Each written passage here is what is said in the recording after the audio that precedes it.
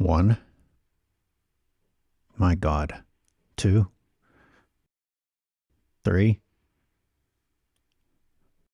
4.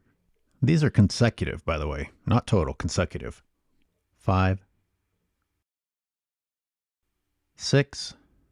And on 7, when it goes in, let the world know how good you are.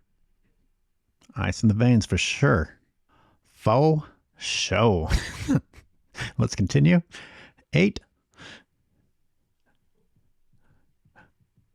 9. 10. So 9 of those were 3s, and one of them was a long 2. I just got to ask, after the next set of 3s that he missed, was he going to do ice in the veins again if he made one? And then we also had the other misses that were not perimeter shots, not 3-pointers or not long 2s. And even though he misses that one, he does get his whistle. These layups and mid-ranges all took place before he finally made that 7th long-range attempt. So he'd racked up quite a few misses before having the nerve to tell the world he had ice in his veins. Personally, if I put up one shot that looks like this one, I don't care how many more I make in the game, you're not going to see me bragging. It's time to fucking be a little humble.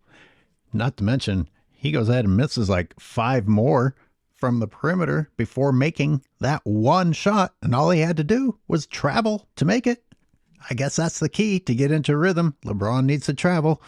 Bear with me. I got to walk this new age of more talented ball handlers through traveling.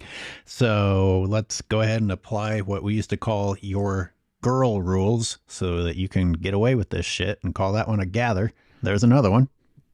And we follow that up by moving both feet. So that's 2 more. Then he takes one more wide step with his left and brings the right one over to join. So even if we cater to your special needs rules, he's quite a few over. And no, I don't care if I'm offending anyone. Shut up. How was the ref's view of that travel, by the way? Hey, you're not LeBron. You can't complain to me. Man, I went way off course there. Okay, back to the shooting. I'm left shaking my head, wondering if he has any shame whatsoever, any sense of reality, any humility, and I'm left wondering what the ice in the veins thing even means. But more than all that, I cringe thinking about all the kids that play now, and no matter how bad they are, nothing will stop them from bragging about themselves. It's bad enough when people brag when they're good. Everybody brags now. I mean, it's taken away the whole point of having bragging rights. It's taken away the whole point of these gestures, which, if you're really good, you don't bother with these silly, hey, look at me gestures. They're so embarrassing in my opinion, but I'm old. I should address, I'm sure someone's going to say that the ice in veins means that you're not afraid to shoot no matter what.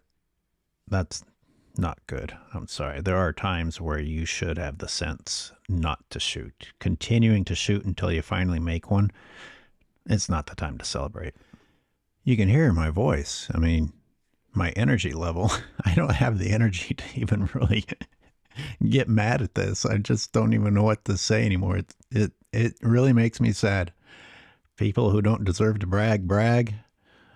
Humility is a completely forgotten concept, and excuses are expected. Complaining, I pretty much expect to see that after every play. Berating of the refs without consequences.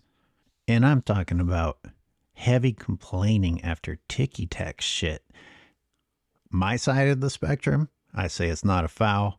The other side of the spectrum, the best you can say, ticky-tack. And yet here we are, acting like it's the end of the world. The worst thing has ever happened. If this dude spent more time concentrating on finishing than what his flop is going to look like, maybe more would go in. Here's the last sad thing I'm going to say. I know LeBron is going to serve up so much of this shit on a platter that I'm not going to have time to circle back to this game. I saw this play on accident, just trying to look at his shot attempts. And when is this going to bother you LeBron fans, that this is what his D looks like? He's granted the privilege of, I guess, not getting himself in foul trouble by not trying at all. How does that not hurt the team? Hey, let me raise the energy. I'm releasing the very in-depth breakdown of the Heat Lakers game from November 6th, the game that kind of started all of this, looking at the plus minus bullshit and the foul discrepancy. It's going to be long, but I put a lot of work into it. Watch it. All the receipts are included.